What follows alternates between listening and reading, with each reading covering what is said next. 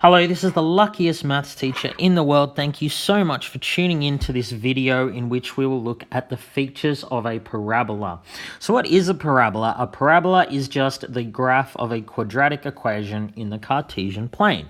So you've seen the Cartesian plane a million times. It's these things with two axes. We call the horizontal axis the x-axis and the vertical axis the y-axis. So we've done heaps of graphing this year of linear functions in the Cartesian plane where the graph was a straight line. We're now going to look at graphing quadratic functions that will turn out to be curved. So a quadratic function has an x squared term. It's in the form y equals ax squared plus bx plus c. We're going to look at taking a quadratic equation like this and graphing it in the Cartesian plane. So we're just going to keep it really simple for our first lesson on graphing. We're actually going to look at graphing one using a table of values. Now, a table of values isn't the best method to graph a parabola. It's not a great method, but we're just going to use it for simplicity so we can get used to the features of a parabola. And we'll look at much more precise methods of graphing in subsequent lessons. So the simplest parabola is just y equals x squared. Okay, this is a quadratic equation. We will graph it and look at the parabola. So as I said, I'll use the table of values method for today. So remember, you pick x values and you substitute them into the equation to get y values. And then we're going to plot the points. So I just chose x values from -3 to +3. It's a good idea to have negative and positive values. So I chose them, didn't do any calculations or anything. So to find the y value, I have to substitute it into this equation here. I take the x value and square it, and then I'll get the y value. So if x is -3, we'll start here. Y is -3 squared. If you're putting it on your calculator, make sure you put it in brackets like this. The answer you get should always be positive. When you square a number, the answer is always, well, positive or 0. So -3 squared is actually 9, positive 9. If x is -2, y will be 4. -2 squared is 4. And then we get 1, 0, 1, 4, 9. So all these y values here are positive. And there's a bit of symmetry here, you know. When I put x is -3, I get the same as if x is +3. I get the same y value. Same when x is -2, I get the same y value as if x is +2, and so on. So from this table of values, we can see before I even graph anything, this graph will not be a straight line. So hopefully you remember when we were graphing straight lines, the sort of hallmark of them is that when x goes up by 1, y always goes up or down by the same amount. But look at what happens here. X has gone up by 1, y has gone down by 5. And then if x goes up by 1 again, here y goes down by 3.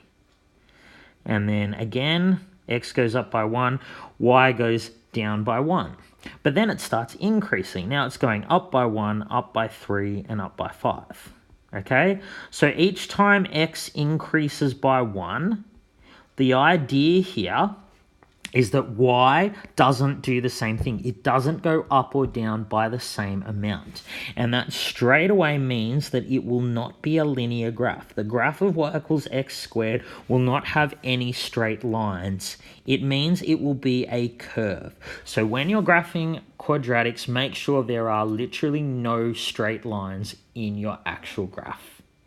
So let's plot these points. So of course we can't actually plot them unless I make sure that I have appropriately labeled my axes. Some people are still making mistakes with this. Make sure you know origin here, to the left of it negative, and to the right of it is positive.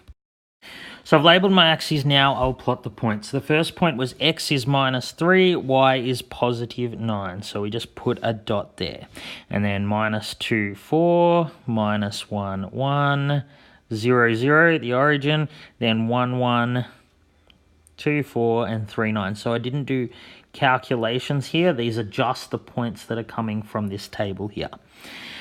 So when you joining up the points, unlike with linear functions, you don't draw straight lines. You don't go like this and then this and then this, okay? There should be absolutely no straight lines. This is a curve, so join it up like this. Okay, so it doesn't have to be perfect, you know, when you're doing it by hand, but it should look curved like this one. So arrows on the end of it, they indicate that it goes forever, because this one does, and I'm going to label it y equals x squared, okay? So that is what most parabola look like. They all have that same general shape. They're either going to be like this, which is like a smiley face, or they might be upside down. Same shape, but upside down. Look, sometimes they're going to be a little thinner or fatter, so it could be like that or like that, but they have the same general shape. They are curved. They look kind of like a bowl, if you like. So all parabolas have that same shape. So that is the first feature of a parabola that we've gone through today, that they have that general shape. Again, they may be inverted upside down, but have the same general shape.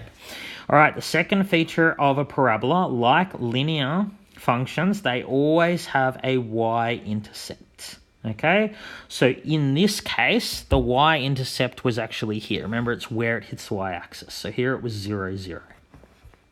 All parabola have that. There is not any exceptions to that rule. So next we look at the x-intercepts. So x-intercepts are the trickiest. When you're graphing them, x-intercepts will be the hardest things to find. What sort of makes them tricky is parabolas have 0, 1, or 2 x-intercepts.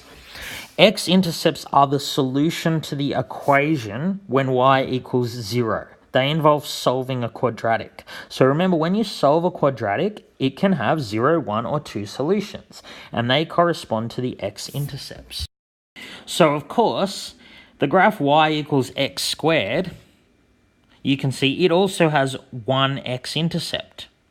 And the x-intercept is the same point as the y-intercept, the origin, okay? But not all parabola will have just one x-intercept.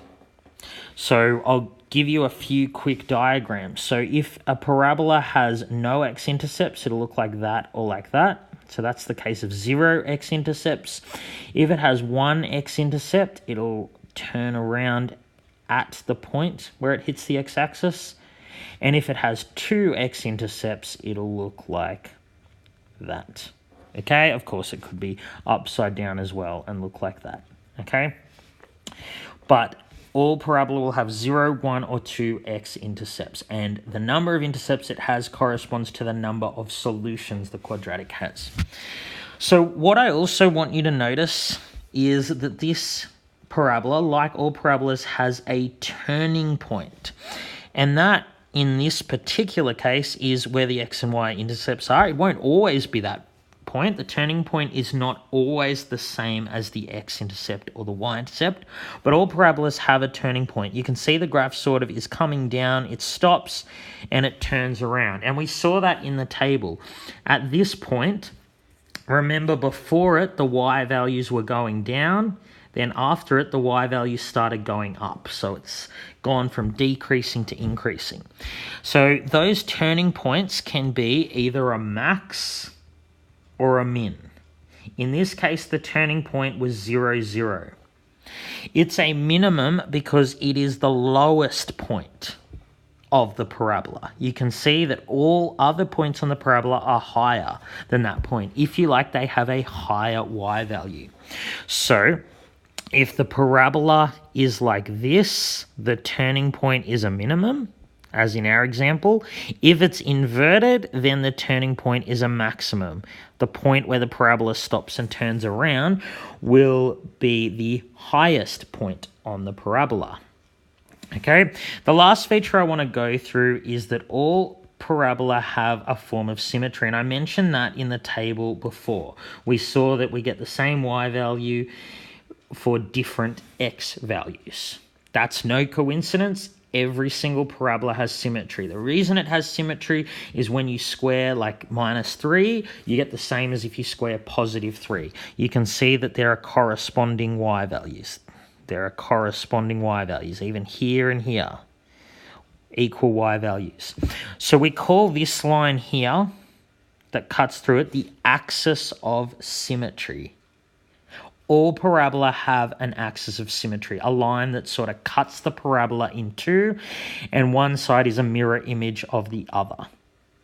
So this line of symmetry, the green line, in this case, is the y-axis, which is the line x equals 0. The symmetry of a parabola will always be a line like x equals a number, x equals 2, x equals 3, whatever. It will always be a vertical line. Every single parabola has a vertical line of symmetry that is the line x equals some number, a perfectly vertical line. So it's just important here, before we understand how to graph parabola, that we understand the features.